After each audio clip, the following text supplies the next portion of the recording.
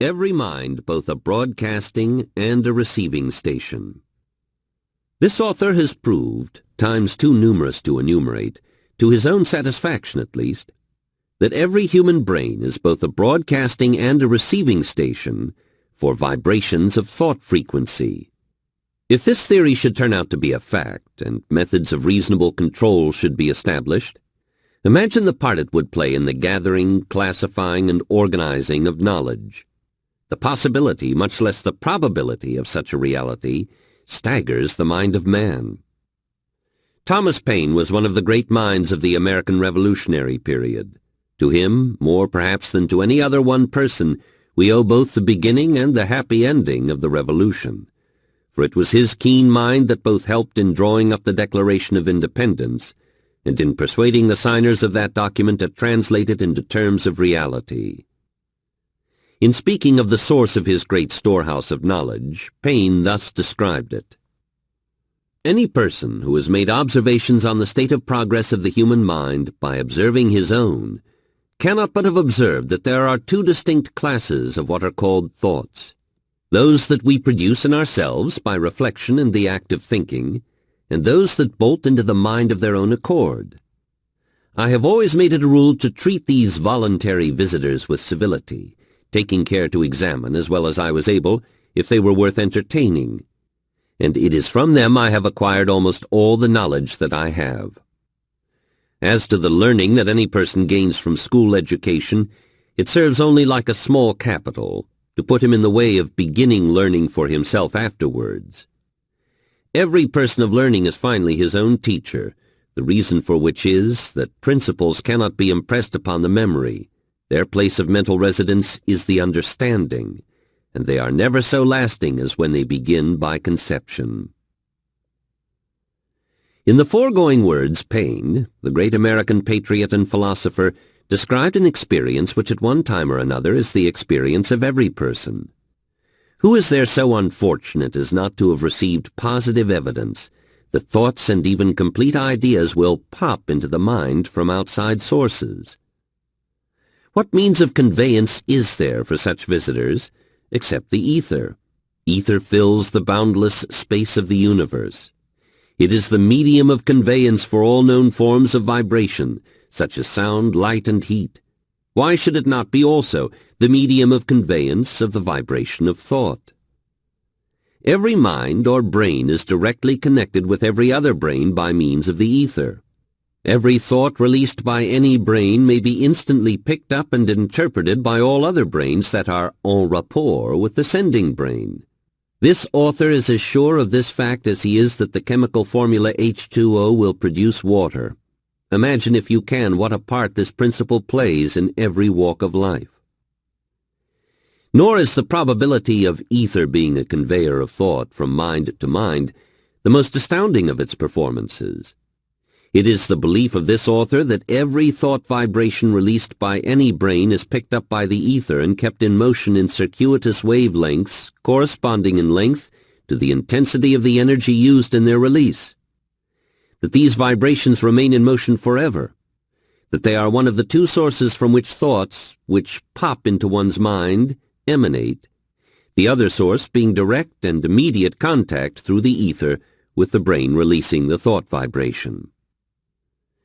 Thus it will be seen that if this theory is a fact, the boundless space of the whole universe is now and will continue to become literally a mental library wherein may be found all the thoughts released by mankind. The author here is laying the foundation for one of the most important hypotheses enumerated in the lesson, self-confidence, a fact which the student should keep in mind as he approaches that lesson. This is a lesson on organized knowledge. Most of the useful knowledge to which the human race has become heir has been preserved and accurately recorded in nature's Bible. By turning back the pages of this unalterable Bible, man has read the story of the terrific struggle through and out of which the present civilization has grown. The pages of this Bible are made up of the physical elements of which this earth and the other planets consist, and of the ether which fills all space.